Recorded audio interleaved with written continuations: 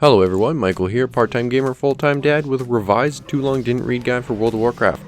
We're going to be reviewing the Holy Paladin and changing things a little bit due to patch 7.25 updates. A quick warning before we do start, this is simply a basics guide and my recommendations for a new Holy Paladin looking to get a feel for the class. With that out of the way, we're going to start off with the suggested talents. For your level 15 talent, you're going to want Bestow Faith as your best option. You can time this heal with big incoming damage spikes on tanks, which can help out a ton. Level 30, you're going to want Rule of Law. This is the only talent in this row that has any actual healing increase. Level 45 is completely situational. As a default, I roll Blinding Light generally for the AoE Disorient, or essentially an AoE interrupt.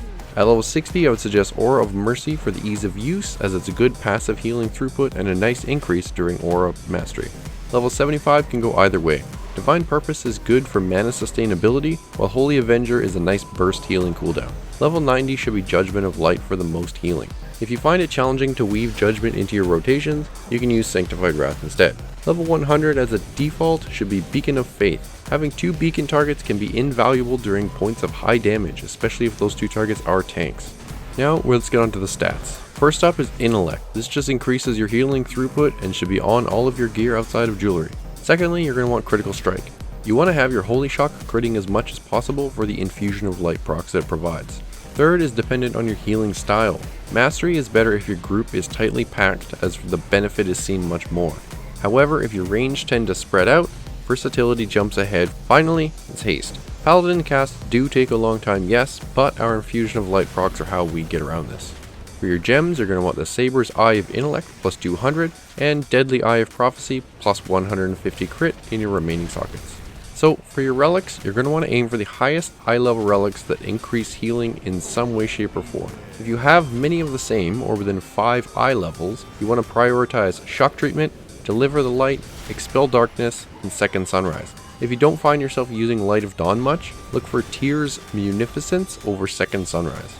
So your enchants, you're going to want for your neck, Mark of the Ancient Priestess for the healing proc, plus 200 into your cloak, and plus 200 crit on your rings. For your 3 consumables, you're going to want to use Flask of the Whispered Pact for the increased intellect, the Lavish Suramar Feast for the intellect increase, and the Ley Torrent Potion for that added mana.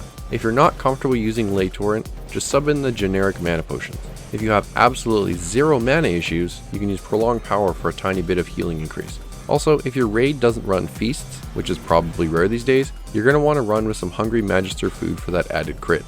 With the talents that I outlined above for ease of use, your best bet for a basic playstyle is to put your 2 beacons on 2 separate tanks and just spot heal where need be. You want to be using your Holy Shock on cooldown, as the infusion of light procs are essential to Paladin healing.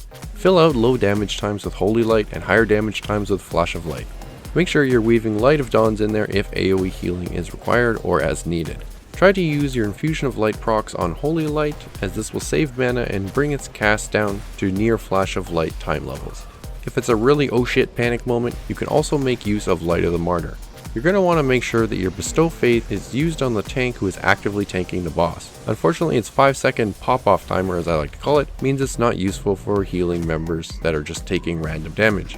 Your artifact ability, Tears Deliverance, should be used on cooldown, as it's a heal over time ability that will jump to injured party members within range, leaving behind a healing increase buff on them. Your best bet is to cast this on a tank for the first target and just let it bounce as it needs. While all of this is going on, you want to make sure that you're throwing your judgments on the boss in order to make use of Judgment of Light.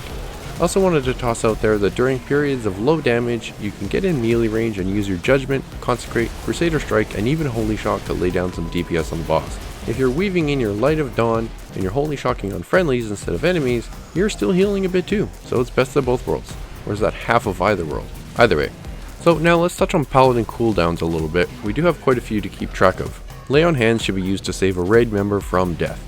Most Paladins will usually save this as an oh shit for when the tanks slip and dip really low. Blessing of Sacrifice should be used as an external cooldown when your tank is about to take a high amount of damage and has none of their own. Since this redirects damage to you, you need to be wary of your own health.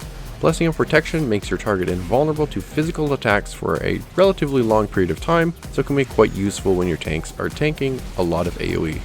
Blessing of Freedom removes a movement impairing effect, so use it when a tank or somebody important is slowed and needs to get on the move. As for actual healing cooldowns, Avenging Wrath is the big one. It increases all healing by 35% and crit chance by 20%, so just make sure you use it during periods of high raid damage. Aura Mastery should be used pretty much in the same situation, high raid AoE damage, as this will cause your aura to have no maximum targets and heal for 100% more. If you've taken Holy Avenger over Divine Purpose, this simply acts as another healing cooldown, increasing your haste and Holy Shock crit chance. We also have a couple of defensive cooldowns to call out right fast. Those are Divine Protection, which reduces damage taken by 20%, and Divine Shield, which makes you immune to all damage. Protection should be used to help keep you alive through a large AoE ability, and Shield can be used to completely avoid some mechanics damage entirely, such as the meteor I killed Jaden, which requires an immunity to some. And finally, your Cleanse ability is, well, Cleanse. Use this to remove diseases, poisons, or magic effects from your target. And with that, we reached the end of this too long didn't read refreshed guide for the Holy Paladin. If this was at all helpful, hit the like button, get subbed for more videos in the future, and leave me a comment below letting me know what you would do differently. Thanks for watching, see you in the next one.